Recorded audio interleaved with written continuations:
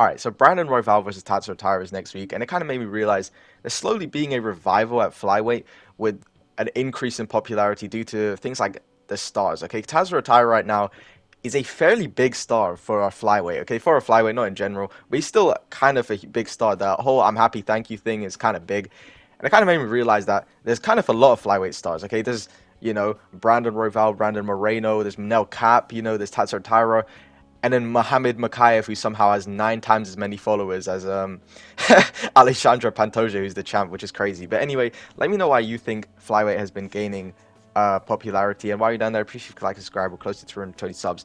Anyway, let me get into it because flyweight is one of my favorite divisions in the UFC. Okay, I feel like a hard bro. Flyweight, man, bro. If you don't like flyweight, bro, you're just a casual, dude. You're just a casual. Okay, but it actually is a good division. Like, I genuinely don't understand the hate it gets. I feel like a lot of people don't like flyweight and say it's kind of like bad. I think it's just the ranked side of flyweight that's pretty bad. I mean, bro, you like Mateus Nicolau and bloody who else? Like Matt Schnell, bro. Like, these guys are not very good.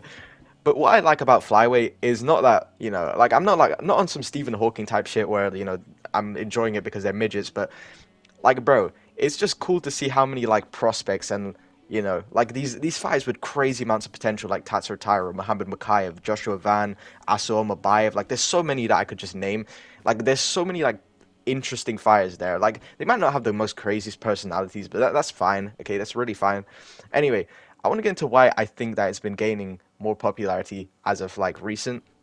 And I think my first reason, this is kind of a small reason, but I think it's kind of important, is that flyweights have started like growing in size. Okay, pause, but they started getting like bigger. Okay, and it doesn't look like they've just picked some like random children out of a Chuck E. Cheese pit, bro, bull pit.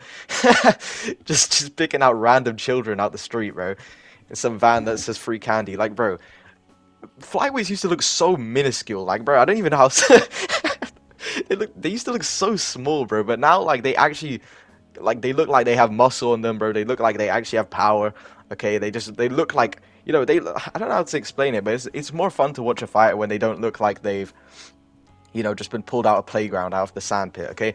Anyway, that's kind of my first reason to why I think it's kind of been growing. But I think the second reason is that there's been a lot of wars at flyweight now, due to them not really having too much power. Like, there's been so many wars. You have Pantoja versus Urseg. You have what was the last one? Van versus Chires. I thought that was a pretty good one. Joshua Van versus Charles Johnson as well. Wow, Joshua Van has actually been in a ton of wars. But yeah, there's a lot of wars at flyweight. It's like, it's like that one meme where it's like two random flyweights fighting on the prelims for like half a peanut, going crazy. Like, it's true. That's kind of what's happening a bit more now because, now they do look like kind of big. Like, bro, how tall is like Steve Urseg, Tatsuro Taira, and Mokaev? Like, these guys are actually like tall, like for flyweights. Like, they're almost as big as bantamweights, and I think that's kind of important rather than them looking just like pipsqueaks.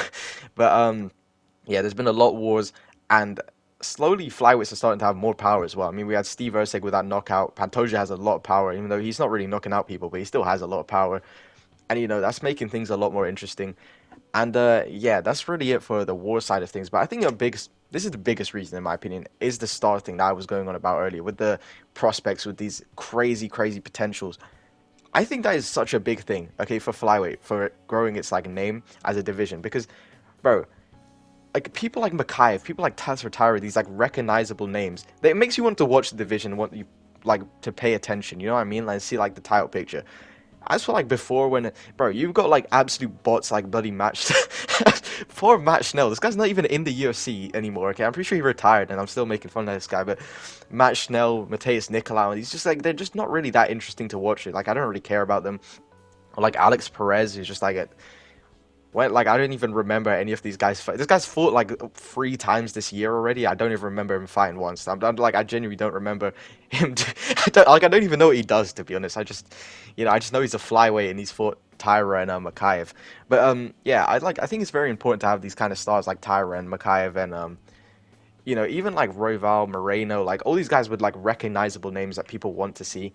I think that's a really big thing because it makes the title picture more interesting when you're like invested in them, rather than like I can't really think because all the other divisions are really interesting apart from like heavyweight, and heavyweight is interesting but it's just being held up right now. So Flyweight is the only division that's kind of like it just doesn't really have any like momentum right now. Okay, MMA momentum reference. If you know, you know. But yeah, I just think Flyweight is the only division like without this crazy momentum behind it that everybody, wants to see like who's next. Like it's kind of being held up because there's supposed to be Rei Asakura versus Pantoja, and then Taira's kind of next if he beats Royval, and then Royval is next if he beats Taira. They just straight up booted Mokaev out the UFC because why not? Bro, poor Mokaev. Apparently, he revealed recently that he was fighting for like I think it was like 16-16 or something. It was like something crazy. Like this guy's working bloody minimum wage. Okay, and I want to talk about Mokaev quickly because I think it's pretty funny.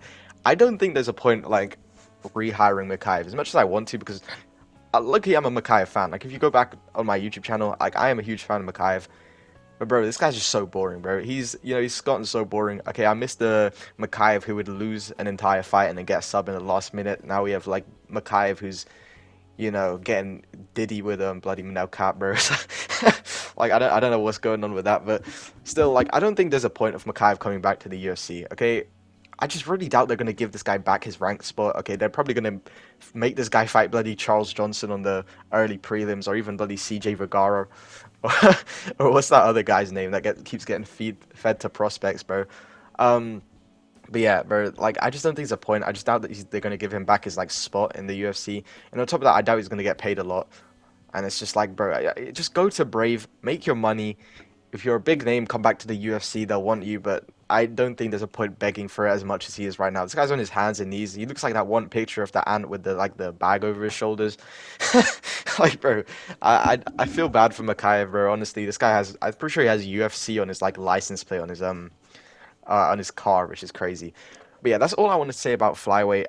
The main conclusion I kind of had was that flyweights, they're getting more like, I guess masculine. I don't really know how to put it. Like masculine, they're getting bigger, they're getting muscular. I don't know. They just look cooler now. They have more aura. That's what it is. Okay, they have more aura. Fights, they're wars. Okay, they were always wars, but now they have aura. It's crazy. Bro, that sounds so stupid. And also, there's a lot more stars now. Anyway, that's all I want to say about flyweight. But I do want to talk about some upcoming matchups because, bro, I don't know what happened over the weekend, but bro, they were just announcing a ton of like crazy matchups. Okay, Kopylov versus Chris Curtis. That's a very excited one. I don't know who I'm gonna pick. I'm not gonna lie. Kopylov did not look that good against Cesar Almeida, and I know Cesar Almeida glory kickboxer, but still, like he just didn't look very good. Probably gonna go with him on that one though. And then we got Joshua Van versus Cody Durden at UFC 310. That's a pretty cool fight. I'm probably gonna go with Van. Cody Durden, he looked alright in his last fight, but he didn't look like he didn't. I don't even remember him winning. Like I'm pretty sure it was like even, and then he got like a sub, I think. Anyway, Navajo Sterling versus Tukur Tacos. I don't know what kind of name is that, but Navajo Sterling is a guy off the Contender Series, which he's pretty interesting. I'd say you have to look out for him. And then Rinya Nakamura versus Gafarov for UFC 311. That's a pretty good fight. Excuse me. That's a pretty good fight. Rinya Nakamura, very exciting prospect.